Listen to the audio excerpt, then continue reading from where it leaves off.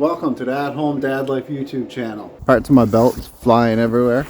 This guy's out. My wife and two girls are gone in town. Me and the little guy are staying here. My snowblower isn't throwing snow like it used to. When I push on the drive handle, it doesn't go like it normally does. Hopefully it's just a cable issue. And I also bought this sled a few months ago. It's been giving a little knocking sound in the engine. I had to tackle it myself. And my wife is going to help me as well. Well, the kids are out running around sliding because we have a load of snow outside. So that is very loose. You can see right there. That's how it clamps. That engages the auger. So clamp that down. And that is supposed to be tight, but it's very loose. I tighten up the tensioner, so it should engage quicker. The tires. Remember how I said I wish it was an easy fix? Well, it was. That was loose. Look how tight that is now. Just watch when I clamp something. It's tight now. I'm gonna go try her out. This is a beast now. Watch this. Right up over the fence. A little further. I have this homemade trouble light made. We had an old lamp that the weight in the bottom of it just all crumbled and it was too tippy, so then we threw it out.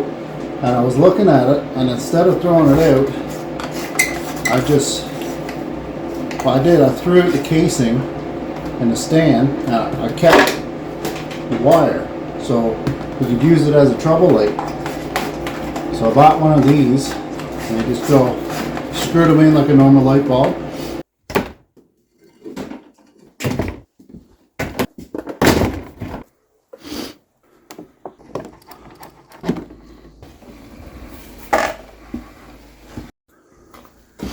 This is a lot of work just to get some spark plugs out.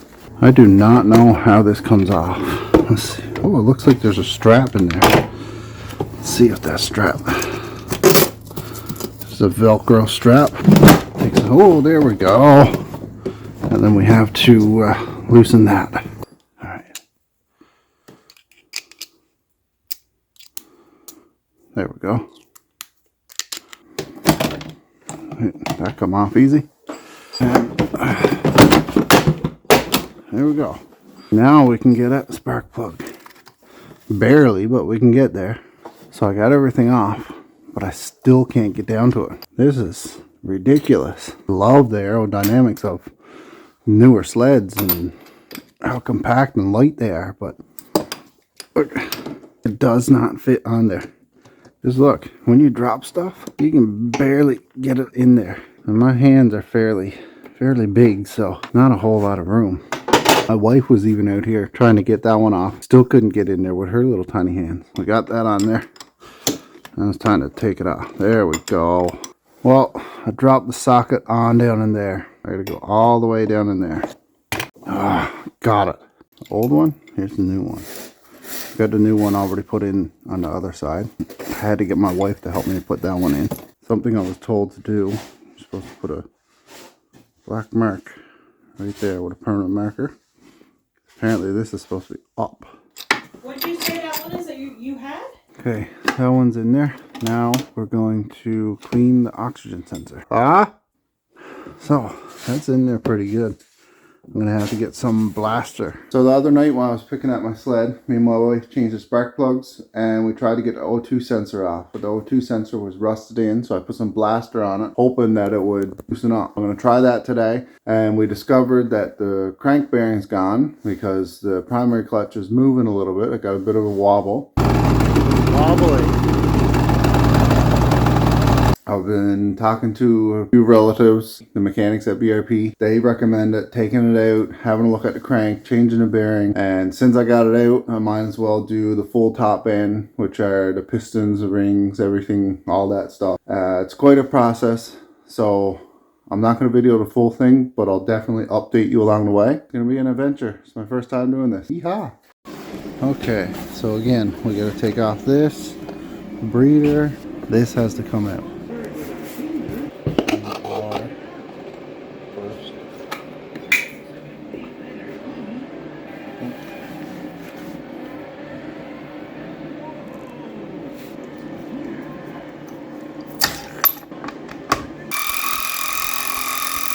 Pour water in it and put tread tape on it, and it pops right off.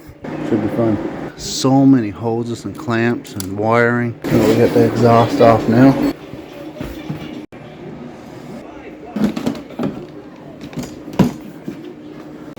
There's a wire underneath it.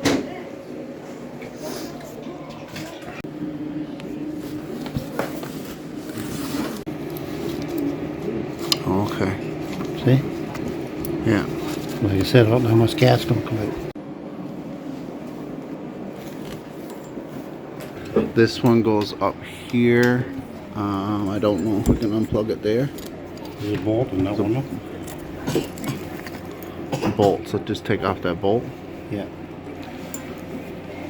Buddy. Hi!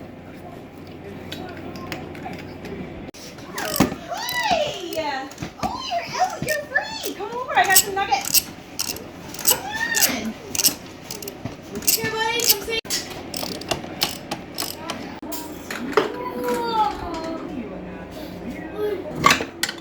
And this one goes in. Where does that go? On that. Now you pull.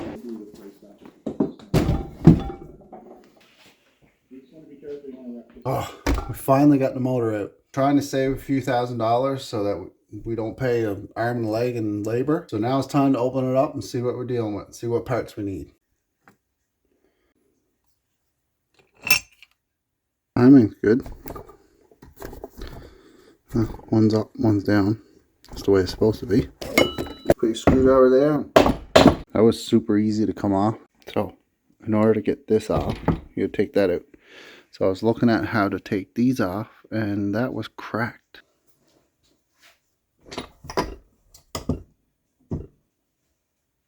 They're very rough. Jugs, there's no scratches, nothing in it. We didn't think it was going to be this big of a job. We thought it was just a few spark plugs and then top up the fluids and it would be good to go. But we had to take the full engine apart. We had to get some specialty tools to take off the flywheel. So this is all you do here. You put these 3 bolts in where these came from. I don't know what anything is called. No, this is the flywheel and there's a stator under there. So you can't drive these bolts in too far. Screw it in and then that should pop it right off.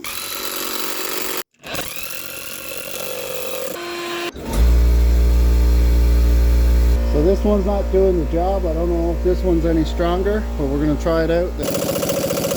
Wow, I finally got it off. I twisted off about half a dozen bolts and it finally broke loose. I had to get my neighbor's torque wrench. This thing's amazing. I don't have one myself, but man, when I put this on there, it pulled it right off. We got the stator off. Now it's time to crack her open. I think I broke it loose. We did it. Oh my goodness. Oh. That took forever. Well, it's not the bearing. I took the bearing off. It's not that. I feel like it's right here. That's where we got the wiggle room. So instead of rebuilding all of this, we picked up a second-hand motor, 1,200 kilometers on it. Hit it!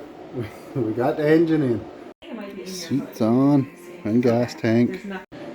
Here's my little trick on putting muffler springs on. Use a piece of rope. Oh, we got the breather on, exhaust, seat, gas tank, rack. It's looking more like the Snowmobile now. Now we just got to put the drive for the secondary clutch, primary clutch, and then the plastics. And we'll be good to go. So, my wife and 2 girls are gone in town. Me and the little guy are staying here. And we ran into yet another issue. Parts of my belt is flying everywhere, and my secondary clutch is chafing. We have no idea why. We don't want to risk going any further. This snowmobile is definitely a lemon. This guy's out. My belt is getting chewed up and my secondary clutch is getting chewed up, but we don't know on what. There's nothing rubbing anywhere. What's that in there? It's an engine. It's an engine, yeah. Yeah. And this is oil. No. Oil. Oil. Yeah, and look, muffler. Muffler. Yeah. Rad fluid. Red fluid. Good job, buddy. Right there. Where? Mama. It's not there, you silly goose.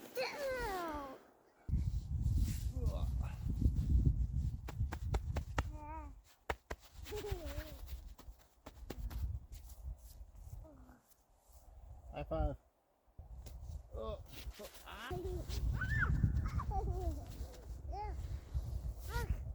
Hug, yes. Oh.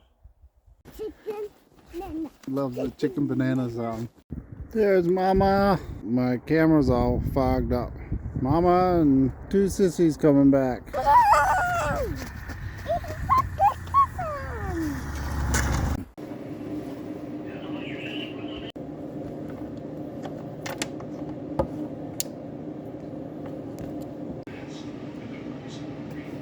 All the dirt. So we went out to a local place that sells parts, belt, motor mount, and this piece that goes on a steering column. I don't have a clue what I'm doing. The motor mount stripped out, causing the bolt to unscrew, which I was fortunate enough it landed where it did. That caused the primary and secondary clutch to grind together, shaving off bits of the secondary clutch. I just had to sand off the rough edges so it doesn't shred the belt again.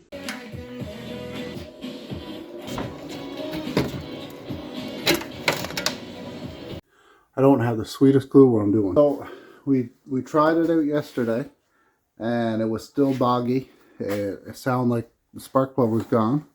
But we checked the spark plugs, they're still good. It could be the injectors. So I got these older injectors that's on my other motor, and we're going to try them on this one. If that works, then well, we know what the issue is. Take them off now, scrap it again, and take off all the plastics. So there's a spark plug there, and this is the injectors I got to take off now. So this is the one that come off the new motor. Yeah. And this is the one that come off the old motor. Yeah. This one's a lot dirtier. So I have two more things to try on my sled. I've been told to take the spark plug. So this is where the spark comes from. So I've been told to have them up that way so that the spark goes into the injectors. That's what I changed. And there's one other thing is the reeds. It looks like there's a little hole chafed in it. So if I cover that up with some black tape. So here's the throttle body. And here's the reeds right there. I don't know if you can see the word V-force. Properly get at this, I think I'm going to have to take off my secondary clutch. That's pretty simple. You just pop the belt off. One thing I love about this sled is you can put it in neutral and you can twist the clutch and get the belt off without moving the track. There we go. Let it loosen. And it's just super simple to come off. Just like what I was talking about here. Now we can see right there. Right here is where it's chafed. You see right there where it's broke off. I think she might be sucking air right there. Time to try her out. So I'm going to use this to cross over the solenoid because the solenoid's gone too. I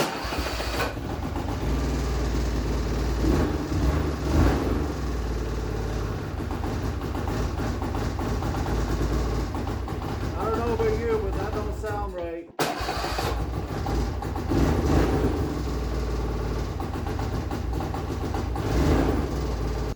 And it keeps cutting out. Alright, I think it might be time to mess with someone. After many attempts with this sled, we've exhausted all of our knowledge and we've researched everything that we could possibly research. Cannot figure out what's wrong with this sled. Unfortunately, we're going to have to bring it to the shop and hopefully they can fix it and it's not too expensive. If you enjoyed this video, smash the like button. If you want to see more, go to our channel. We have a few videos there and we have a lot more videos to come. And if you want to be the first to be notified when we upload new content, please click subscribe.